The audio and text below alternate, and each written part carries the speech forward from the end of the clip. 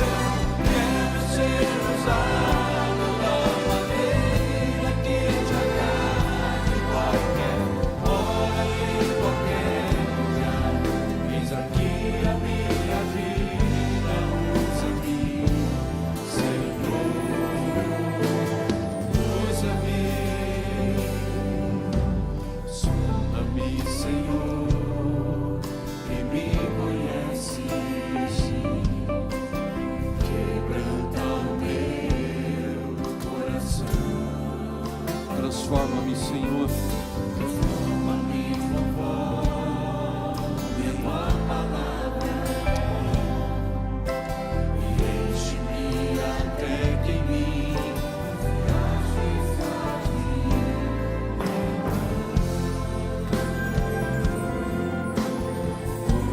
Usa-me, Senhor. Usa-me como um farol que brilha à noite, como ponte sobre as águas, como abrigo no deserto, como flecha que acerta o alvo. Quero ser usado da maneira que te agrade, qualquer hora e em qualquer lugar. Eis aqui a minha vida, usa-me, Senhor, usa-me, sonda-me, quebranta-me, transforma-me, enche-me e usa-me, sonda-me, quebranta-me, transforma-me, enche-me e usa-me, sonda-me, quebranta-me, transforma-me, enche-me e usa-me, Senhor. Senhor, como um farol que brilha à noite, como ponte sobre as águas, como abrigo no deserto, flecha que acerta o alvo. Quero ser usado da maneira que te agrade, qualquer hora e em qualquer lugar. Eis aqui a minha vida, usa-me, Senhor, usa-me,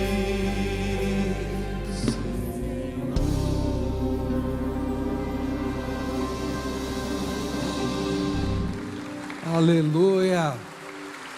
Pode ser melhor, né? Aleluia. Glória ao Senhor. Bendito seja o nome do Senhor. Você pode sentar-se, querido. Nós estamos estudando o segundo livro de Coríntios e chegamos no capítulo 9, não é? E queria meditar nessa manhã a partir do verso 6 até o final do capítulo 9. E o apóstolo Paulo, nos capítulos 8 e 9, ele está falando sobre generosidade. Esse é o tema desses 2 capítulos. Semana passada nós já aprendemos sobre o capítulo 8, onde no capítulo 8 o apóstolo Paulo, ele desafia a igreja de Corinto a ser generosa numa oferta que estava sendo levantada para os sustentos dos pobres lá em Jerusalém.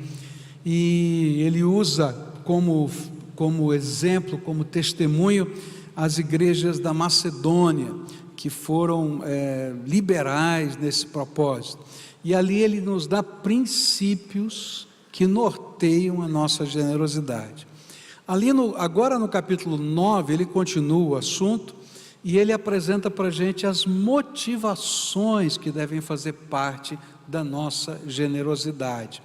E nós vamos estar pensando nessas motivações hoje de manhã. Eu creio que a principal motivação que nós vamos estar celebrando aqui nessa manhã está aqui nessa mesa aqui na frente, porque daqui a pouquinho, no final desse culto, nós vamos celebrar a ceia do Senhor. E a ceia do Senhor, ela representa o maior ato de generosidade de Deus. Quando Deus olhou para a nossa natureza, olhou para aquilo que estava acontecendo conosco, nos viu como pecadores, como perdidos, e Ele então nos amou a ponto de deixar a sua glória, se esvaziar, tomar o nosso lugar na cruz, descer ao Hades, ressuscitar ao terceiro dia, para que eu e você pudéssemos ter vida e vida eterna. Então, se tem um momento que a gente pode celebrar a generosidade de Deus, é hoje, quando a gente celebrar a ceia, e que a gente deve estar vivendo generosidade como expressão de louvor e adoração a Deus. Então eu queria convidar você a ler a palavra de Deus. Eu não vou ler todo o texto agora, só vou ler dos versículos de 6 a 11 nesse momento, por uma questão de tempo, onde a gente vai aprender as 2 primeiras motivações. E hoje à noite eu concluo com as outras 3 motivações que esse texto nos apresenta. A palavra do Senhor diz assim: lembre-se, aquele que semeia pouco, também colherá pouco, e aquele que semeia com fartura, também colherá fartamente. Cada um dê conforme determinou em seu coração, não com pesar ou por obrigação, pois Deus ama quem dá com alegria. E Deus é poderoso para fazer que lhe seja acrescentada toda a graça, para que em todas as coisas, em todo o tempo, tendo tudo o que é necessário, vocês transbordem em toda boa obra. Como está escrito: distribuiu, deu os seus bens aos necessitados, a sua justiça dura para sempre. Aquele que supre a semente ao que semeia, e o pão ao que come, também lhe suprirá, e multiplicará a semente, e fará crescer os frutos da sua justiça. Vocês serão enriquecidos de todas as formas, para que possam ser generosos em qualquer ocasião, e por nosso intermédio, a sua generosidade resulte em ação de graças a Deus. Pai querido, é em nome de Jesus que nós estamos reunidos nesse lugar, prestando culto ao Senhor. Tu és a razão de estarmos aqui. Saímos de nossas casas, reunimos nossas famílias, trouxemos os nossos filhos, os nossos netos a esse lugar, porque cremos que o Senhor é digno de toda a honra, toda a glória e todo o louvor. Aceita a nossa devoção. Mas agora que lemos a Tua palavra, queremos Te pedir, manifesta a Tua presença entre nós, aplica a mensagem desse texto à nossa alma, abre os nossos olhos espirituais, toca a nossa alma com a Tua vontade. É aquilo que oramos no precioso nome de Jesus. Amém e amém.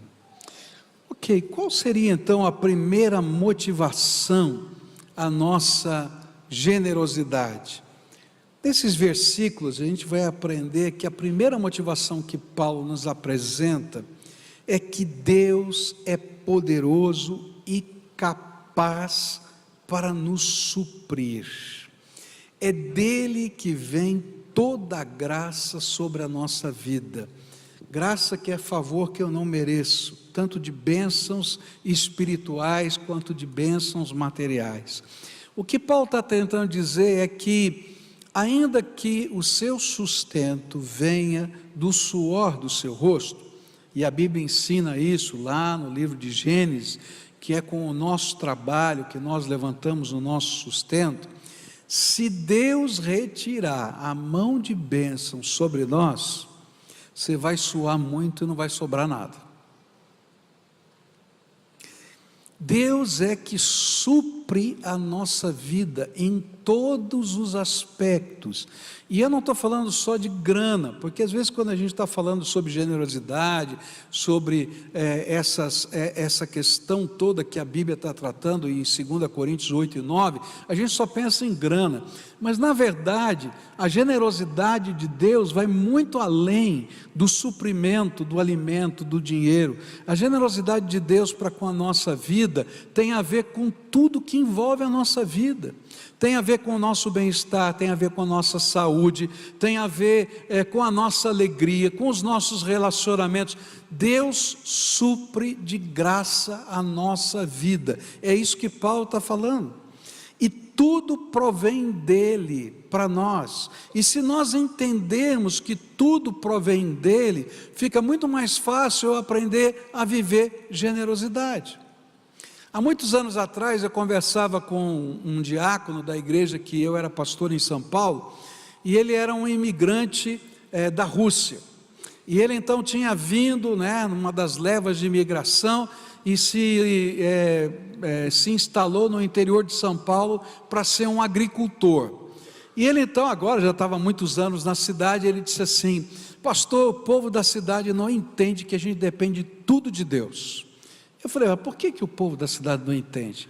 Porque o povo do campo entende. Mas por que o povo do campo entende mais do que o povo da cidade? De que tudo nós dependemos de Deus? Ele disse o seguinte: olha, porque o agricultor, ele sabe que ele pode fazer tudo direitinho, mas se Deus não mandar a chuva no tempo certo, não adianta todo o trabalho que ele fez. E tem mais, ele pode ter feito tudo direitinho, mas se Deus mandar a chuva na hora errada, ele perde tudo que ele fez. Então, lá no campo é muito fácil a gente entender que a gente depende exclusivamente de Deus. Mas na verdade não é só o pessoal do campo que entende que nós dependemos exclusivamente de Deus. Se a gente olhar para a nossa vida, a gente vai perceber que tudo vem do Senhor na nossa vida. Se você puxar o ar forte aí, a Bíblia diz que o fôlego da vida é dom de Deus, e quando você morrer, Ele vai dizer: dá de volta, porque é meu. Tudo você depende de Deus. Eu estava lendo um livro uma vez do David Wilkerson, e ele teve uma experiência muito interessante, que um dia pela manhã ele tentou acordar e não conseguiu acordar.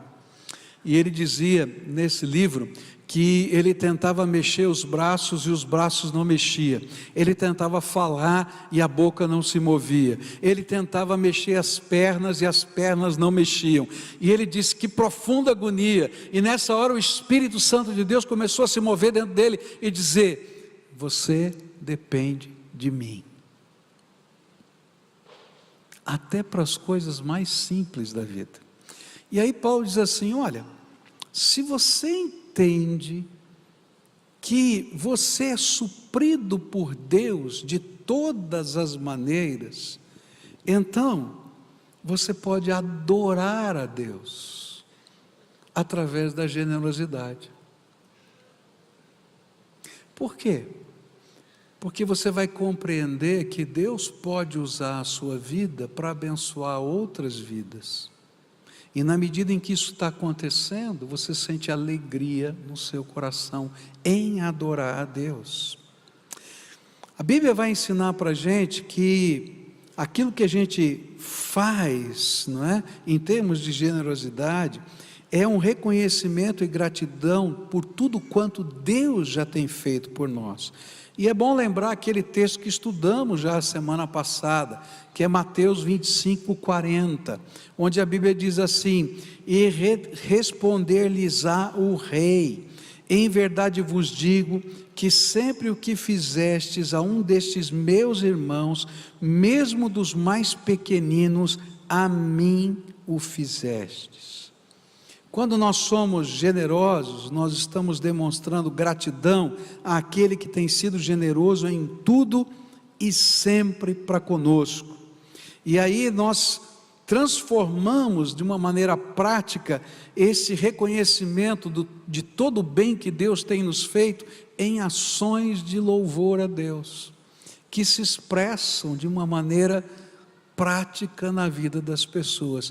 Então, Paulo está dizendo assim: olha, se você crê que Deus é que te supre e que Ele tem propósitos no suprimento que Ele te deu, então você vai ter a alegria de ser instrumento de Deus para fazer com que esse suprimento se multiplique em bênção na vida das pessoas. Generosidade não é natural da gente, mas é a instrumentalidade de Deus quando a gente descobre que Deus tem um plano para a nossa vida e pode usar quem somos e o que temos. E eu não falo só de grana, eu estou falando do seu tempo, eu estou falando da sua profissão, eu estou falando da sua vida colocada no altar para servir, para abençoar, para ser instrumento da graça de Deus nessa terra.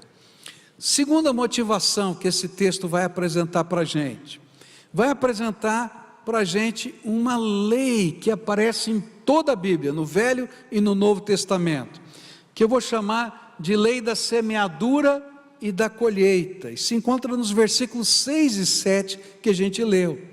Lembrem-se, aquele que semeia pouco, também colherá pouco, e aquele que semeia com fartura, também colherá fartamente. Cada um dê conforme determinou em seu coração, não com pesar ou por obrigação, pois Deus ama quem dá com alegria. Uma segunda motivação à generosidade é a promessa de Deus, de que Ele vai abençoar aquele que entende o propósito que Ele tem para a nossa vida. Por isso então Ele vai comparar a generosidade com a semeadura. Existe uma proporção correta na questão da plantação, não é? Então imagina o seguinte: você tem um terreno para plantar, né? Agora eu estou aprendendo bastante coisa, que a gente está com a chácara lá, eu estou começando a aprender, né? Então você tem um terreno lá que está cheio de mato, que ele não está pronto para plantar. Então a primeira coisa que você tem que fazer é cortar o mato, corta toda a vegetação que está lá para poder plantar, não é isso? Mas não está pronto ainda o terreno, você tem que destocar. Sabe o que é destocar? É tirar todas as raízes que lá, dá um trabalho danado aquilo, não é? Mas o terreno ainda não está pronto. Se tiver pedra no meio do caminho, você tem que tirar as pedras, e o terreno ainda não está pronto, não é? Aí depois de tudo isso, você tem que arar a terra, você passa lá o arado, prepara a terra, aí está na hora de semear. Aí digamos que você olha para aquilo, né, e diga assim: não, esse negócio aqui deu muito trabalho, né, e eu tenho semente aqui, tal, etc, e eu só quero plantar uma semente por metro quadrado. Louco, perdeu o teu tempo e perdeu o teu trabalho, porque o campo vai produzir muito pouco. É claro que existe uma proporção certa, tá?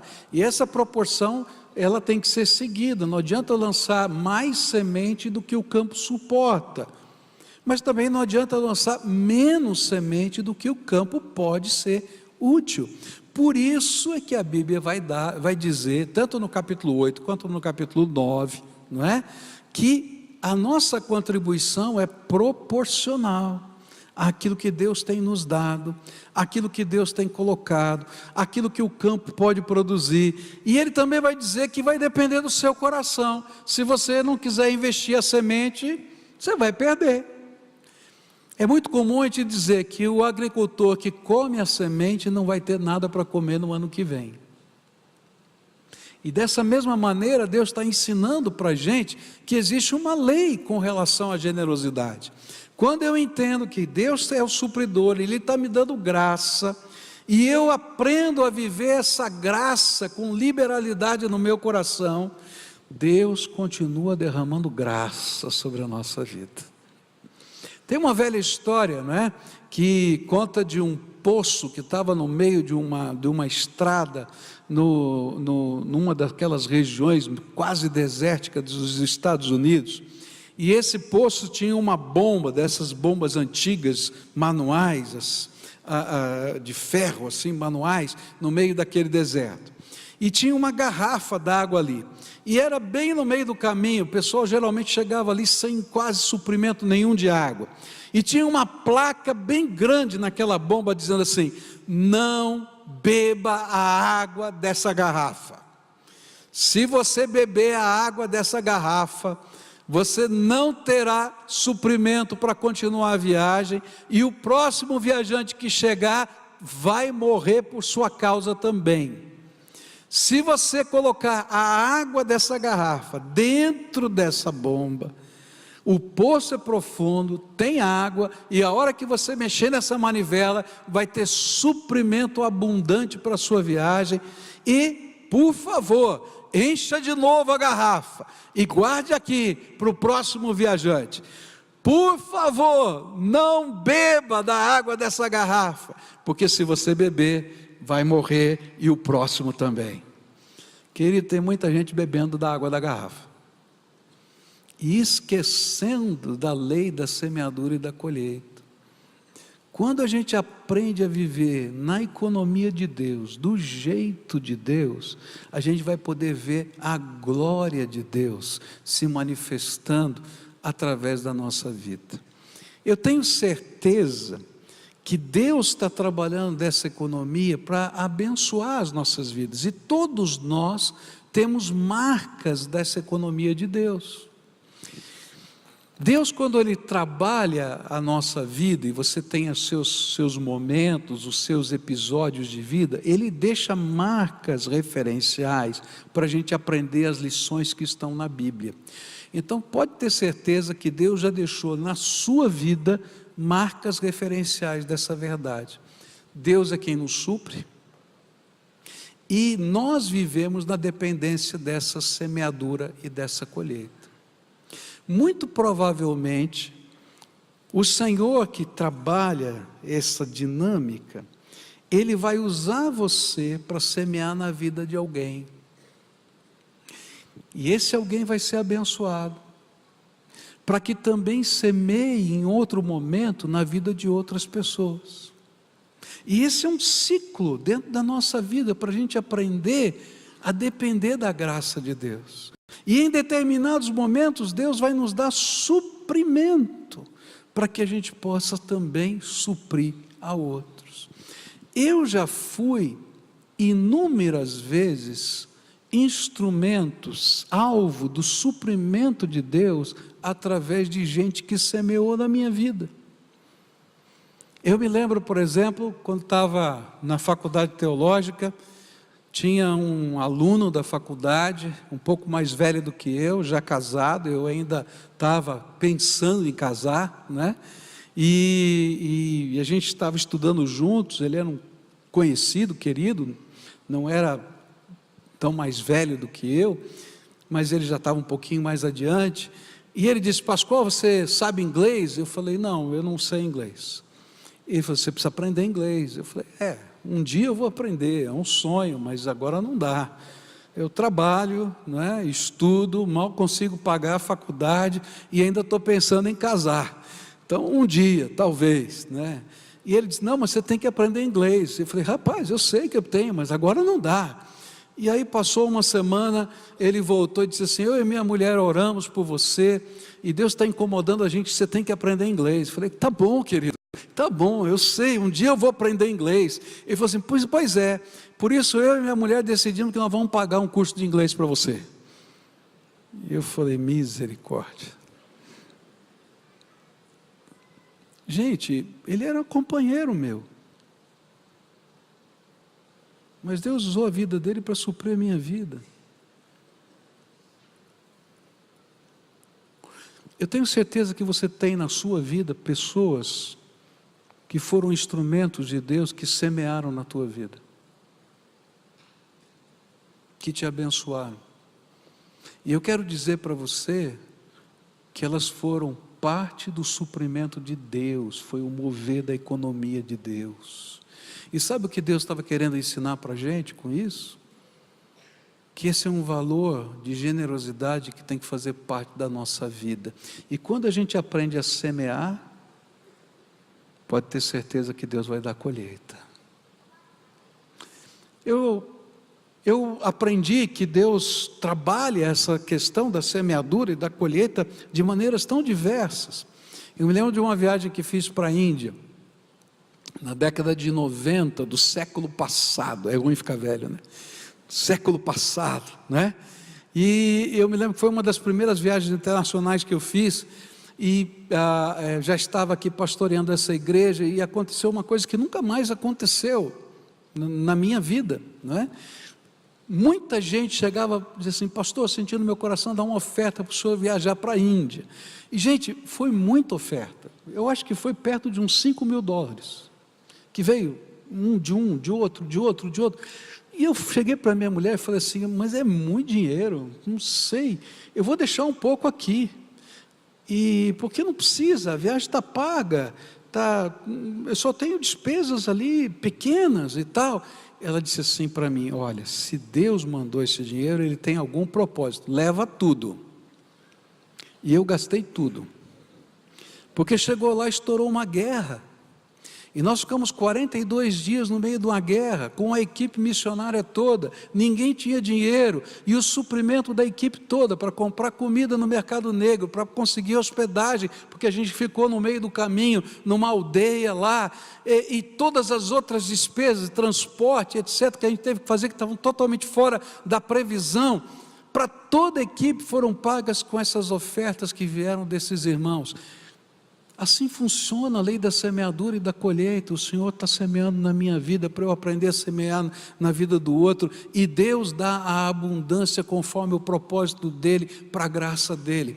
Ele não prometeu que a gente vai ficar rico, que nunca vai ficar doente, que não vai ter nunca problemas. Se alguém está falando isso para você, é mentira, mas Ele está falando que Ele é o supridor de todas as coisas, que você pode confiar nele, e que você pode viver na economia dele, do jeito dele, com os propósitos dele, porque Ele é o Senhor da tua vida, e Ele vai abençoar. É isso que está na Bíblia. A maioria de vocês que estão aqui precisam matar um leão por dia para sobreviver, tá? Muitos de vocês têm que produzir hoje, tá? Para receber amanhã e poder sustentar a sua casa. Muitos são da iniciativa privada, muitos são vendedores, muitos são profissionais liberais, que tem que estar produzindo. Mas muita gente aqui na igreja que não vivem de um salário. Entendem o que eu estou falando? Significa que eu tenho que produzir agora. Eu quero dizer para você que você pode viver dentro da lei da semeadura e da colheita. Não coma semente, aprenda a investir do jeito de Deus nas coisas e nas pessoas que Deus colocar na tua vida. É claro que tem uma proporção, a proporção do que Deus está te dando de graça. Está entendendo? E a gente vive com alegria dentro dessa proporção, e Deus que supre e que nos deu a semente, vai nos dar a colheita também. E quando Ele nos der a colheita, a gente vai dizer: Senhor, qual é o teu propósito? E olha, lembra, não é só grana, Não é só grana, não, eu estou falando de vida, de olhar a vida como um propósito que Deus tem para conosco. Eu estou sonhando, e está chegando perto o dia desse sonho, em que a gente vai entrar nas ruas dessa cidade, com esse povo que está morando nas ruas. Você sabe que eu estou sonhando com isso. E a gente vai alcançá-los.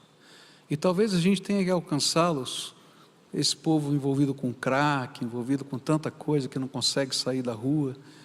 A gente vai talvez alcançá-los a primeira, a segunda, a terceira, a quarta, a quinta, a sexta, a sétima, a oitava, a nona, a 10ª, a 20ª vez. Quem sabe?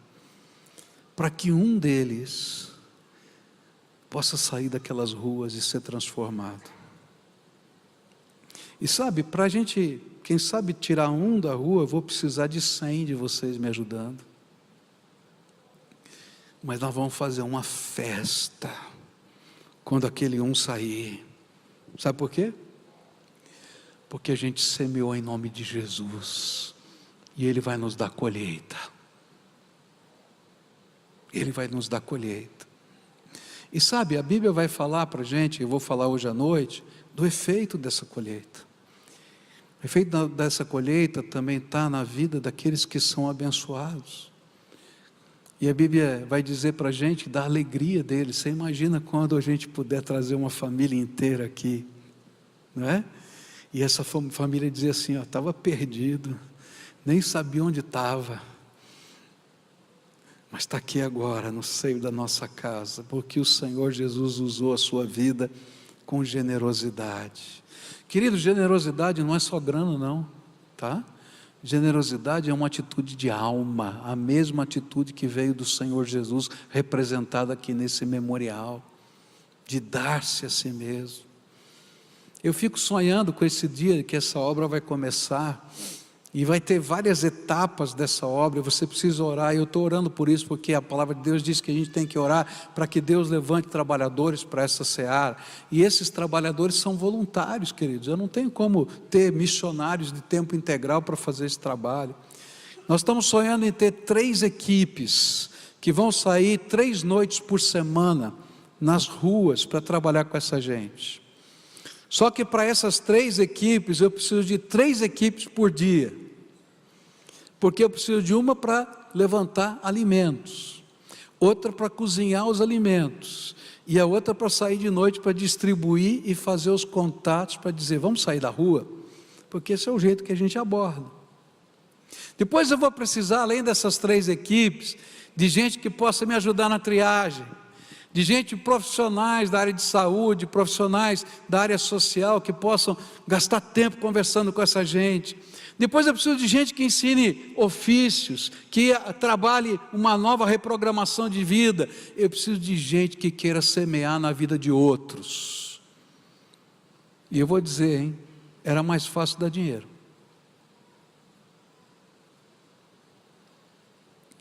Mas nós vamos ter colheita.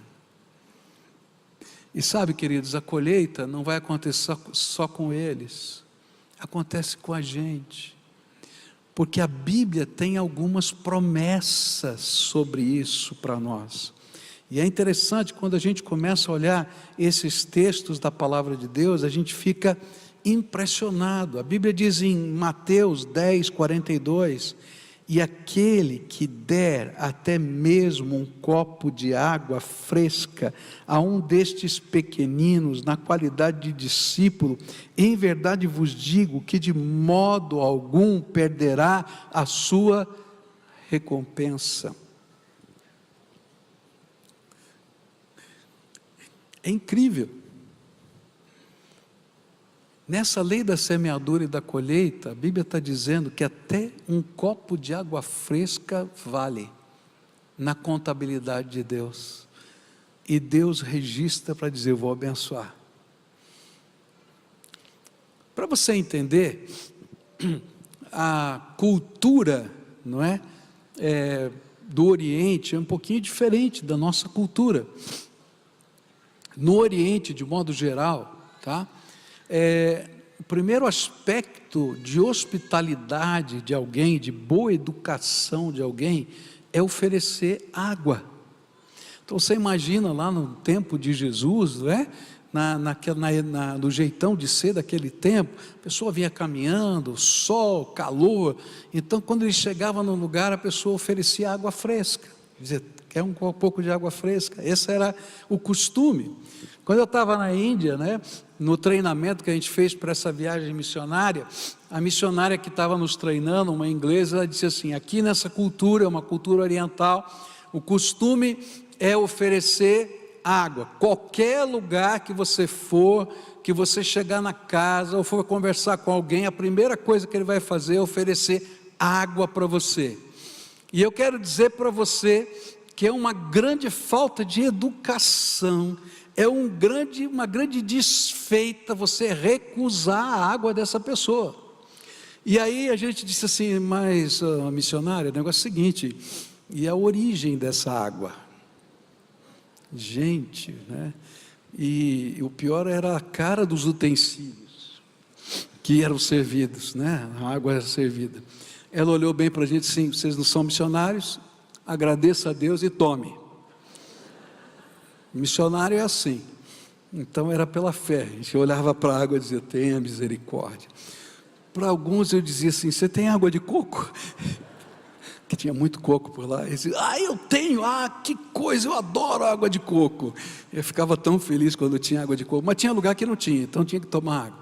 Gente, esse é o jeito. Agora a Bíblia está dizendo que até aquela água, ela vale. E que Deus recompensa. Jesus ensinou sobre essa recompensa em vários lugares.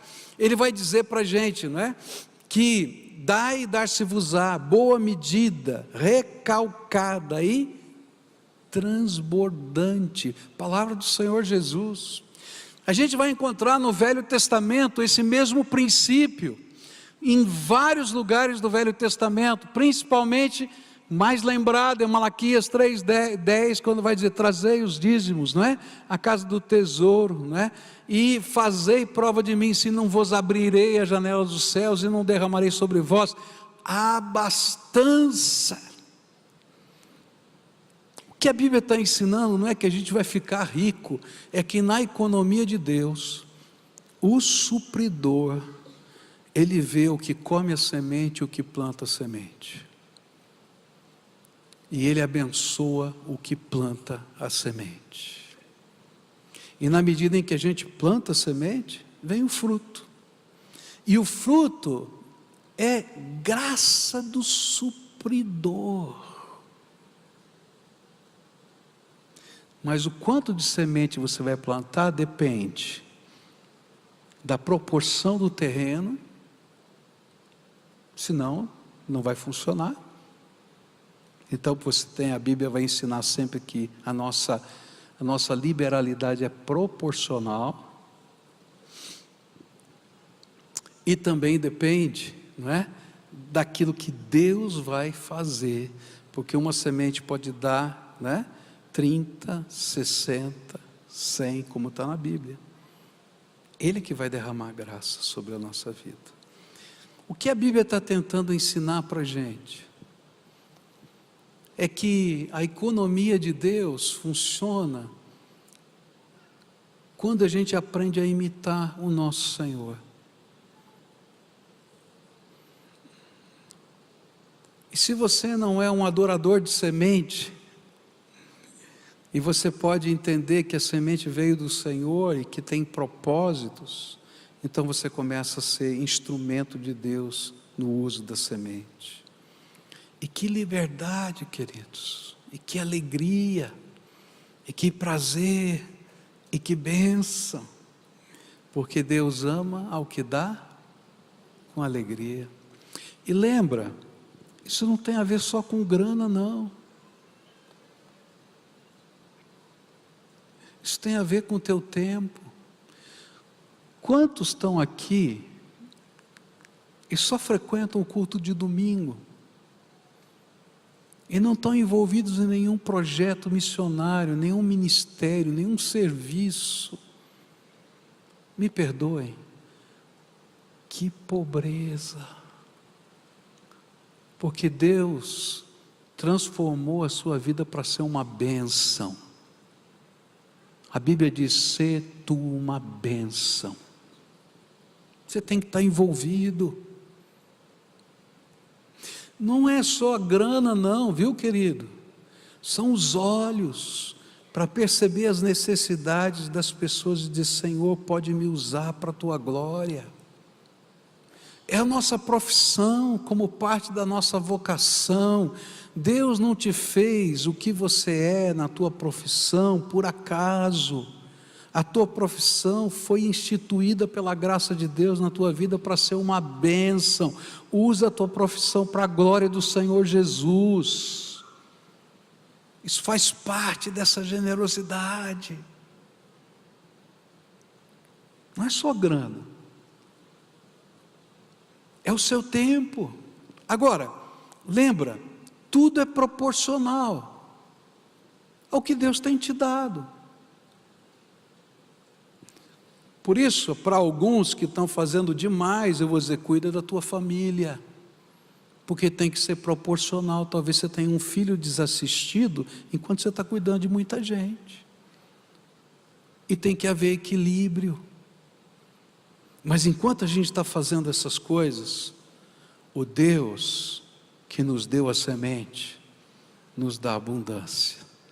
E a abundância, queridos, não é só grana, é felicidade, é paz, é alegria, é vida cheia do Espírito, é o shalom de Deus, é a paz de Deus que envolve toda a nossa vida. O desafio desse texto é a gente mudar de perspectiva econômica e a gente fazer parte da economia de Deus nessa vida e dizer: Senhor, tu me fizestes ministro do teu reino. E sabe, eu queria nesse momento lembrar você que esses elementos que a gente vai partilhar agora, tá? Da ceia do Senhor, eles são o símbolo dessa economia de Deus. Eles são o símbolo da generosidade divina. Eles são o símbolo do amor de Deus para conosco. E ele disse que a gente deveria repetir esse memorial, lembrando sempre do que ele fez por nós. Eu vou convidar os diáconos a se prepararem para nos ajudar, mas eu queria dizer para vocês o seguinte: quando você comer desse pão e beber desse vinho, lembra, um dia Deus semeou graça na tua vida.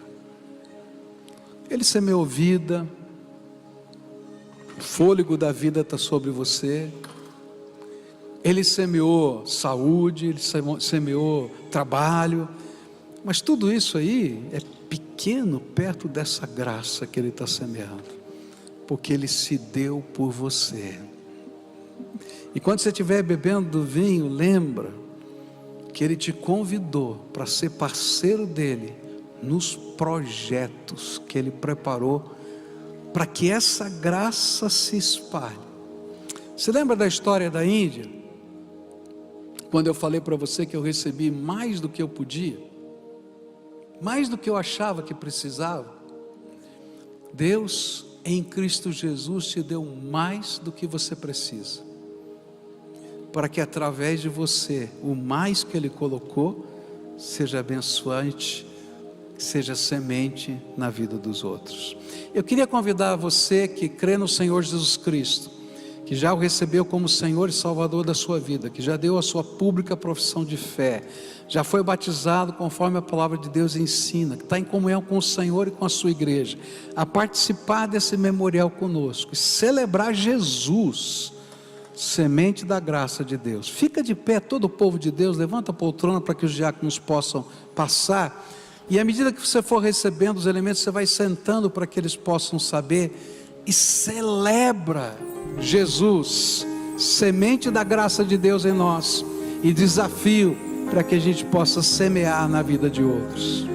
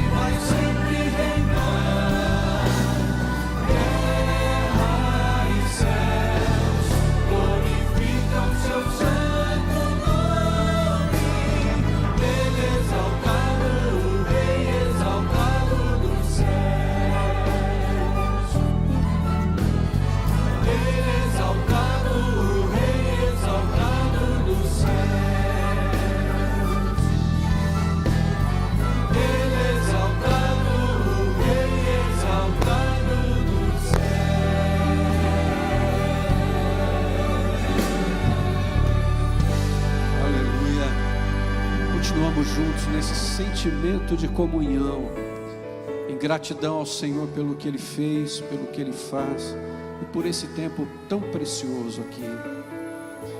Bem mais que as forças, poder e reis, e a natureza e tudo que se fez, bem mais que tudo.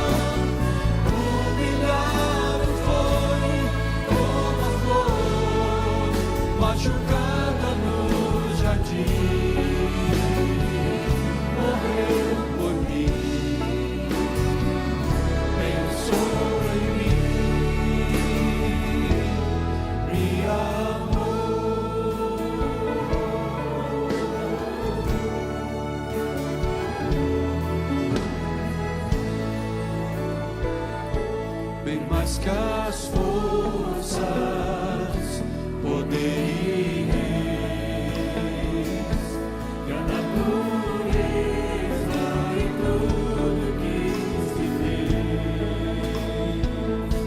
bem mais que tudo criado por tuas mãos. Deus, tu és princípio, meio e fim. Bem mais que os mares, bem mais que o sol, e as maravilhas que o homem conheceu, e as riquezas dos louros Incomparável. Só você cantando por amor.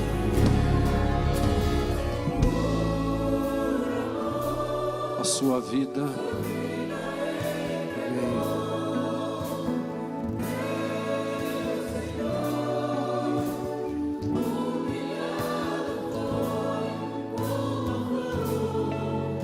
machucada no jardim, morreu por mim, pensou em mim, me amou, por amor, sua vida entregou, meu Senhor, humilhado foi como a flor, machucada no jardim, morreu por mim, pensou em mim, me amou, como a flor, machucada no jardim, morreu por mim, pensou em mim, me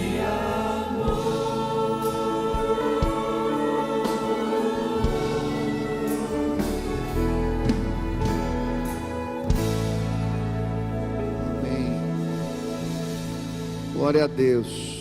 Alguém deixou de ser servido do pão e do vinho? Pode dar um aceno para nós reconhecermos. Todos foram servidos. Se você tem intolerância a glúten, nós temos uma bandeja especial em cada mesa. Você pode chegar e participar desse momento com a gente. A palavra de Deus nos ensina em 1 Coríntios, no capítulo 11, versículo 23, porque eu recebi do Senhor o que também vos entreguei, que o Senhor Jesus, na noite em que foi traído, tomou o pão e, tendo dado graças, o partiu e disse: isto é o meu corpo, que é dado por vós, fazei isto em memória de mim.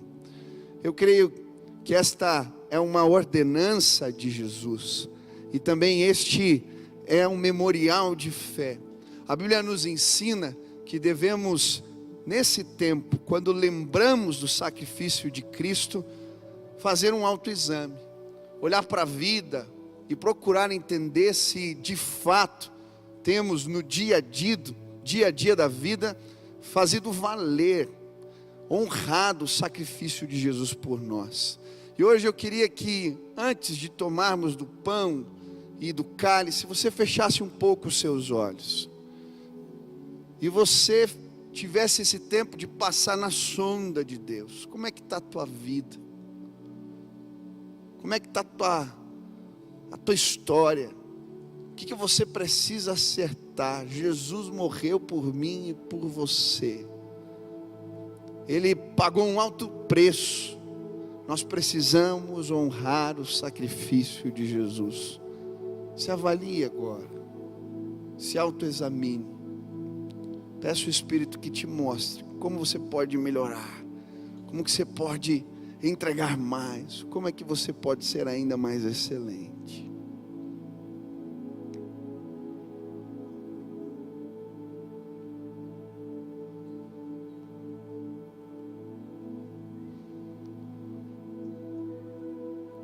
Agora eu queria pedir que todos ficassem de pé. Marcelo vai estar orando agora, agradecendo a Deus pelo pão, que representa o corpo de Cristo, que foi moído por nossas transgressões. Eu queria que você orasse junto com ele, celebrando a Jesus Cristo. Senhor, nós te louvamos, Pai, porque temos o privilégio, Senhor Deus, a alegria, Pai, ó Deus, de poder compartilhar desse pão, Senhor Deus, que simboliza o teu corpo, Pai. Ó Pai, que graça, Pai, mais abundante o Senhor nos deu, meu Pai. Há algo melhor, Pai, do que poder participar da sua igreja, Senhor Deus, e ser parte, Deus, desse corpo, Senhor. Ó Pai, muito obrigado, Deus, pelo pão, Pai, que simboliza o teu corpo, ó Pai, o qual vamos agora, Pai, tomar para nós, ó Pai. Nós te agradecemos, Senhor, muito obrigado, no nome de Jesus. Amém, Senhor. Vamos do pão, celebrando a Jesus.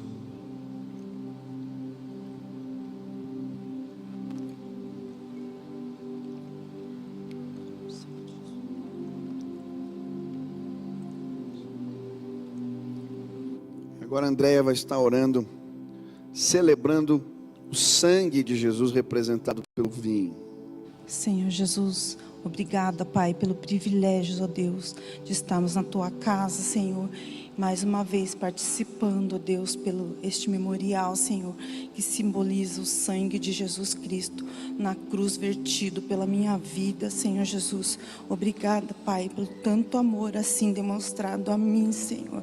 Obrigada, Senhor Deus.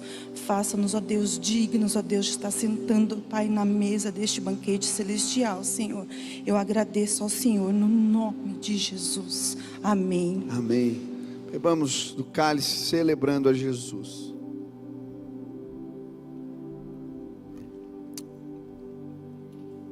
Aleluia, louvado seja o nosso Senhor Jesus Cristo. Pode dar a mão para quem está do seu lado, feche os corredores. Nós vamos cantar essa última canção e depois você celebra e participa com a gente.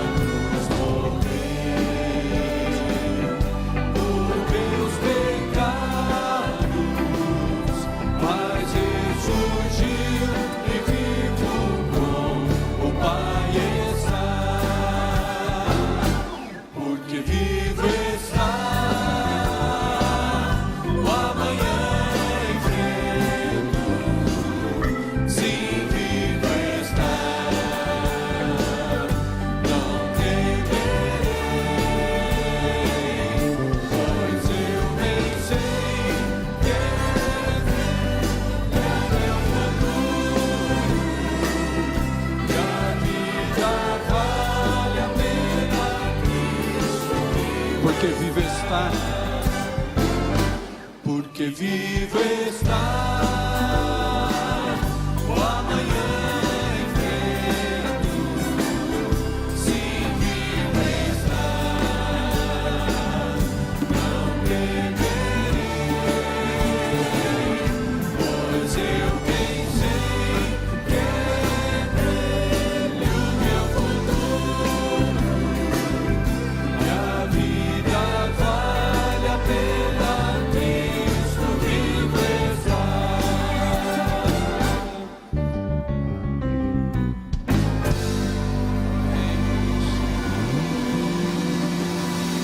Amém.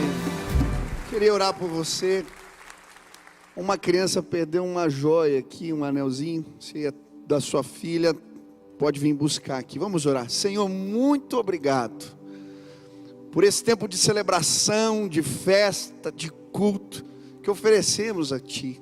Obrigado pela comunhão dos irmãos. Obrigado pela visitação do Senhor em nosso meio. Obrigado pela Tua palavra que é viva e nos confronta.